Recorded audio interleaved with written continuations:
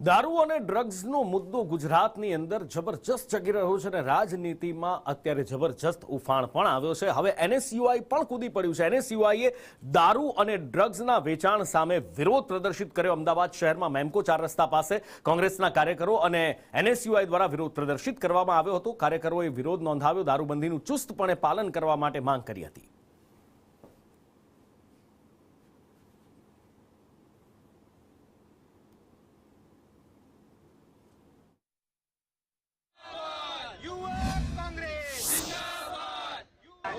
ગુજરાતમાં દારૂ અને ડ્રગ્સ બંધ કરાવવા માટે કોંગ્રેસના ધારાસભ્ય બાદ હવે યુથ કોંગ્રેસ મેદાને છે। યુથ કોંગ્રેસ દ્વારા અમદાવાદ શહેરના મેમકો વિસ્તારમાં દારૂ અને ડ્રગ્સ બંધ કરવા માટે ઉગ્ર વિરોધ નોંધાવ્યો છે। અમદાવાદ શહેર યુથ કોંગ્રેસના નવનિયુક્ત પ્રમુખની આગેવાનીમાં આ કાર્યક્રમ કરવામાં આવ્યો છે, જેમાં દારૂ અને ડ્રગ્સનું વેચાણ ગુજરાતમાં બંધ કરાવવા મુદ્દે તેમના દ્વારા આક્રમક વિરોધ નોંધાવવામાં આવ્યો હતો। મહત્વનું છે કે વિરોધ નોંધાવવા માટે તેમની પાસે કોઈ પણ પ્રકારની પરમિશન નહોતી લીધી પોલીસની, અને આ જ કારણથી યુથ કોંગ્રેસના કાર્યકર્તાઓનું પોલીસ સાથે ઘર્ષણ થયું છે।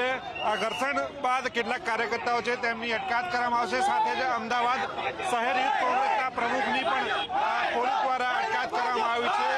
આ દ્રશ્યો જોઈ શકો છો, પોલીસ સાથે યુથ કોંગ્રેસના કાર્યકર્તાઓ છે તેમની ઝપાઝપી થઈ રહી છે। તેમના દ્વારા અમદાવાદ સહિત રાજ્યભરમાં દારૂ અને ડ્રગ્સનું વેચાણ બંધ કરવામાં આવે તેવી માંગ કરવામાં આવી હતી। આ માંગ સાથે જ યુથ કોંગ્રેસના કાર્યકર્તાઓ દ્વારા વિરોધ નોંધાવવામાં આવ્યો છે। મેમકો 4 રસ્તા ઉપર રસ્તા રોકીને તેમના દ્વારા વિરોધ નોંધાવવામાં આવ્યો છે અને એક બાદ એક તમામ જે કાર્યકર્તાઓ છે તેમની અટકાયત કરવામાં આવી છે, કારણ કે જે કોંગ્રેસના કાર્યકર્તાઓ છે, યુથ કોંગ્રેસના કાર્યકર્તાઓ તેમના દ્વારા પરમિશન નહોતી લેવામાં આવી અને આ જ ક્રમથી તમામ જે કાર્યકર્તાઓ છે તેમની અટકાયત કરવામાં આવી રહી છે।